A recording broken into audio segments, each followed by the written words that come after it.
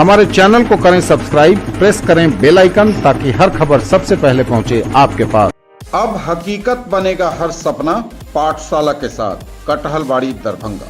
IITians और doctors की mentorship 12th CBSE और बिहार बोर्ड के विद्यार्थियों के लिए 16 फरवरी से नया बैच। डायरेक्ट एडमिशन पर 50% का फ्लैट डिस्काउंट। अधिक जानकारी के लिए आज ही कॉल करें। Delhi public school Kadirabad near WIT Darbhanga affiliated to CBSE up to 10+2 level.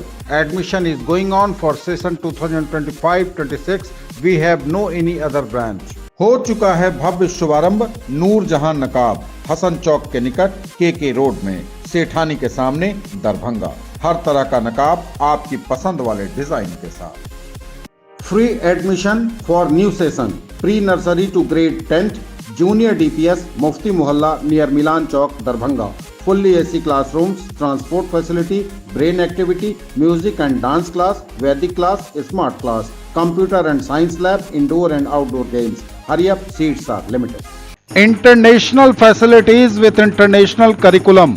First Word Play School, a unit of FWPS Private Limited, Play Group 2 Standard 2 near Bhandar Chowk Kathalbadi and Vasudevpur Delhi Mode Darbhanga. Admission open. Darbhanga में मुर्दा युवक जिंदा होकर लौटा घर। परिवार वाले कर चुके थे युवक का अंतिम संस्कार। जी हां, चौंका देगी आपको यह खबर जो दरभंगा शहर के बीचों बीच से है। दरभंगा में मृत युवक जिंदा होकर अपने घर लौट गया है। परिवार वाले युवक का अंतिम संस्कार कर चुके थे, उसे मृत मानकर, और एक लाश का अंतिम संस्कार भी किया गया था जो उसी की लाश मान ली गई थी। हालांकि मृत युवक अब जिंदा वापस लौट गया है, तो सवाल बड़ा यह है कि आखिर अंतिम संस्कार जिसका हुआ, जिस लाश का, वह आखिर कौन था। 8 फरवरी को घर से यह युवक लापता हुआ था। परिवार के सदस्य नेपाल से लेकर पहुंचे थे दरभंगा कोर्ट। दरभंगा से यह बड़ी और चौंका देने वाली खबर है। बिहार के दरभंगा से एक हैरान कर देने वाला मामला सामने आया है। यहां एक शख्स खुद को जिंदा साबित करने के लिए दस्तावेज के साथ दरभंगा व्यवहार न्यायालय पहुंच गया। इस बात की जानकारी मिलते ही न्यायालय परिषद सहित प्रशासनिक महकमे में हलचल बढ़ गई। इसके बाद वकील की मदद से शख्स को जज के सामने प्रस्तुत किया गया, जिसके बाद जीवित भोला को उसके माता पिता को सौंप देने का आदेश पारित हुआ है। हद तो तब हो गई जब परिजनों ने मृत्यु प्रमाण पत्र के आधार पर मृतक के नाम पर कल्याण विभाग के द्वारा 4,25,000 रुपए की निकासी भी कर ली। दरअसल मब्बी थाना क्षेत्र के सिमरा निहालपुर गांव के भोला कुमार राम इसी साल 8 फरवरी को लापता हुए थे तथा 26 फरवरी को बेता थाना क्षेत्र के रेलवे लाइन किनारे एक युवक जख्मी हालत में मिला था, जिसकी मौत 29 फरवरी को हो गई। इसके बाद परिजन ने प्रशासन पर लापरवाही का आरोप लगाते हुए सड़क जाम कर हंगामा करते हुए शव का अंतिम संस्कार किया। इस मामले में गुरुवार को एक नाटकीय मोड़ सामने आया। मब्बी थाना कांड संख्या 22/2025 के सूचक जगदेव राम के पुत्र धीरज कुमार ने अपने कथित मृतक भाई को साथ लेकर विशेष न्यायाधीश SC/ST की अदालत में आवेदन समर्पित किया कि उसका भाई भोला कुमार राम जिंदा है, जिसे पुलिस ने मृत घोषित कर दिया था। वहीं उन्होंने कहा कि 28 फरवरी 2025 को पुलिस ने उसे फोन कर DMCH बुलाया था और चेहरा विकृत किसी अज्ञात शव को मुझसे जबरन पहचान करवा दिया। वहीं पुलिस ने 1 मार्च 2025 को शव सुपुर्द कर दिया। उक्त शव की आयु 20 से 25 वर्ष की थी, जबकि सूचक के भाई की उम्र 16-17 वर्ष है। सूचक ने अपने आवेदन में अंकित किया है कि उसके मोबाइल पर WhatsApp कॉल आया कि तुम्हारा भाई नेपाल में है। उक्त पते पर नेपाल के इंडस्ट्रियल मिर्चैया कटारी चौक गया एवं भाई भोला जीवित मिला और बताया कि 2-3 अज्ञात लोगों ने उसका अपहरण कर लिया था तथा उस एक कमरे में उसे बंद कर रखता था।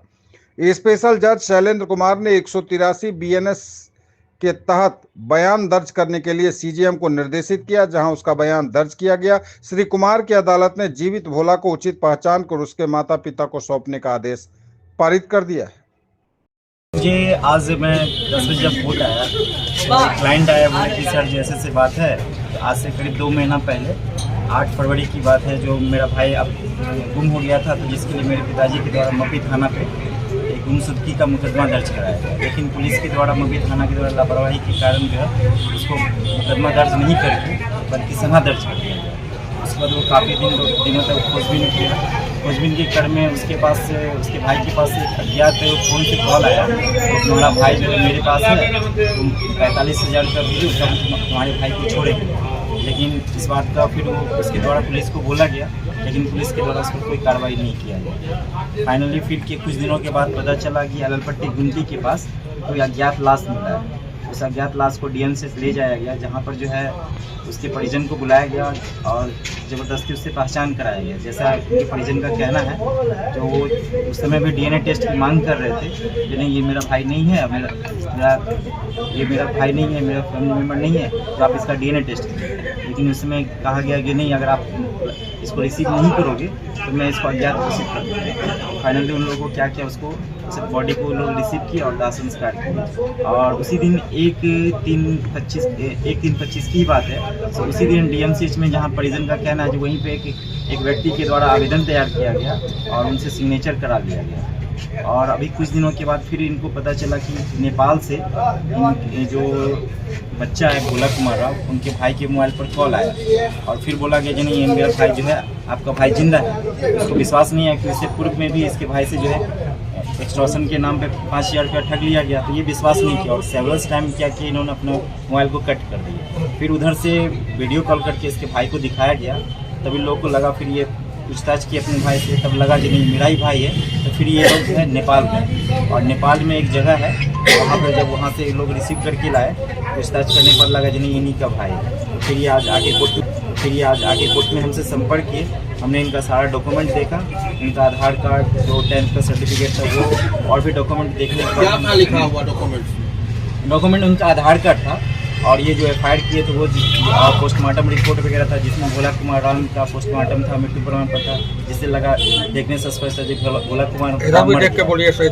और फिर जब मैंने उसका आधार कार्ड लिया और देखा और बच्चे का फेस मिलाया, उनसे बच्चे से पूछताछ किया तो सारी बात बताया। तो मैंने न्यायालय में SC/ST के न्यायालय में पिटीशन फाइल किया और जो 183 BNSS के स्टेटमेंट किए, और अभी बच्चे का 183 के स्टेटमेंट। ये जो भोला नाम है, इसका जो बड़ा भाई इसको लेने गया नेपाल, उसने प्रशासन की हेल्प क्यों नहीं दी, पुलिस को खबर क्यों नहीं दिया? देखिए, उनको इस बात का एप्रीहेंशन था कि इसको ऑलरेडी प्रशासन ने मृत घोषित कर दिया है।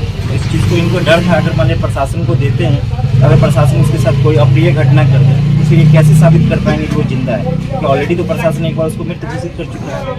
देखिए एक्चुअली उसमें क्या जो लाश था, जब परिजन का कहना है जो उसका जो चेहरा था, वो चेहरा पहचान में नहीं आ रहा था, और जो लाश का जो जिस तरह का जेस्चर पोस्चर था और ये जो लड़का है, दोनों का जेस्चर पोस्चर सेम ही है।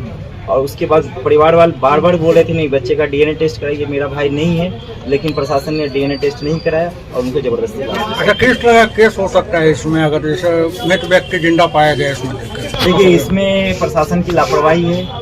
कार्रवाई क्या हो सकती है कोर्ट के द्वारा? कोर्ट के द्वारा प्रशासन पे कार्रवाई किया जाएगा। जो आपके द्वारा गलत व्यक्ति का जो आप लाश यहाँ पे कर दिए, आप उस व्यक्ति के बारे में सोचिए, जो आखिर किसी न किसी का तो पोस्टमार्टम हुआ है, प्रशासन यहाँ पे डिले करे, प्रशासन को इस बात का जांच करना चाहिए आखिर वो बच्चा कौन है।